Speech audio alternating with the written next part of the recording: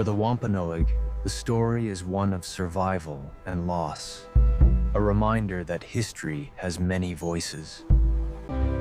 The freedom sought by a few on a wooden ship is now the fundamental right of millions. It is just a rock, but it is the rock upon which a nation's conscience was built. We followed the star, and we found a home for all. One step on a stone.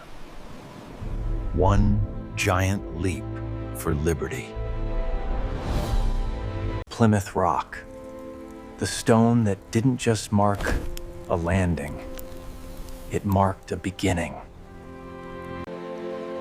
We leave not as rebels, but as seekers of a pure path. God guide our sails. 66 days in a wooden world. Their only horizon was faith. Hold fast! The Lord is master of the sea! Land, at last. But this was not Virginia. This was a wilderness without a law. Before stepping off, they bound themselves to each other, not as subjects, but as a community of laws. For weeks, they searched the frozen coast for a place to call home.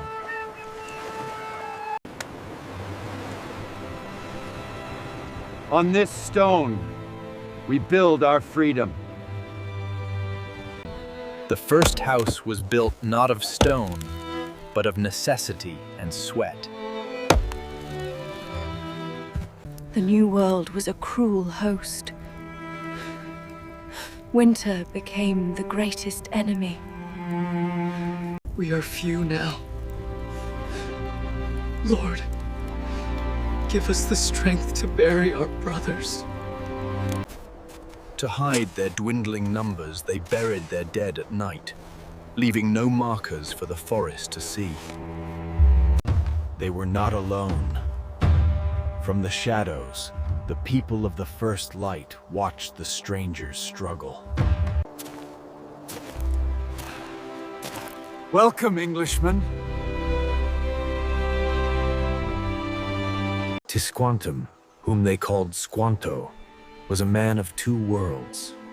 He spoke their tongue and knew their hunger. The fish feeds the earth, and the earth will feed your people. We shall be friends to your people, as long as the sun shines and the rivers flow. Out of the forest, a street was born, the first footprint of a new England. If these peas grow, then we truly belong to this land. Salt was life. Without it, the winter's fish would rot, and the colony would die. In the soft fur of the beaver, the Pilgrims found the currency to pay back their debts to London. The corn flourished in the New England heat, a green wall against the threat of hunger. The forest is a mother. She gives to those who know how to ask. You are born of this air and this earth. Faith was their foundation, but wood and iron were their walls. Without the beer of the old world, the water of the new world was a hard lesson to learn. The ocean was a cold but generous provider. Cod and lobster became the bread of the coast. I am the ghost of this land, helping the new spirits find their way. As the leaves turned to gold, the colony prepared for a celebration they would never forget. We have harvested much. Come and eat with us in the spirit of our peace. They came not as enemies, but as brothers of the land, 90 guests for a 3-day celebration. We have crossed the valley of death to sit at this table of life. Massasoit's gift of 5 deer ensured the feast would last for days, a testament to a growing bond. Wild fowl and forest fruits, the first tastes of a tradition that would define a nation. For 3 days, they competed and ate, finding common ground in the simple joy of strength and skill. We thank thee, Lord, for this peace, for this bread, and for the freedom to call upon thy name. Beyond the corn, they learn the secrets of the tide, the ocean's hidden pantry. For the first time, they look toward winter not with fear, but with the confidence of a full harvest. On the hill, the stones and wood stood watch, a symbol of a dream that had finally taken root. Every object was a victory.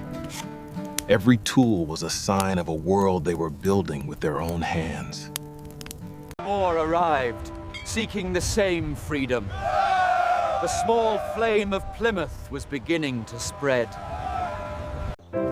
Learn your letters so you may read the word and never be bound by the darkness of ignorance. They built their house of worship at the highest point, a beacon of the liberty they had died for. Knowledge was the best trade. From the Wampanoag, they learned the healing power of the American forest. We are no longer strangers in a strange land. We are the land itself. The rock was just a stone. The true monument was the community they built. The seed we planted in the cold has grown branches far beyond our first wall. This is your compass now. Let it guide you as it guided us across the deep. Though he returned to the earth, the lessons of Squanto lived in every harvest that followed.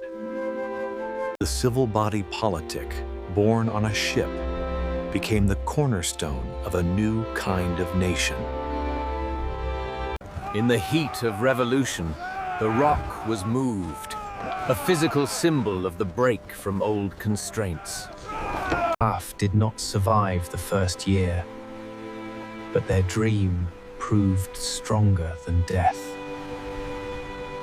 In the midst of civil war, Lincoln looked back to Plymouth, creating a day for the nation to heal and give thanks.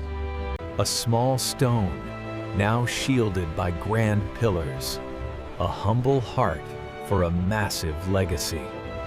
Every November, the spirit of that first shared table returns, reminding us that we are all guests at the same feast.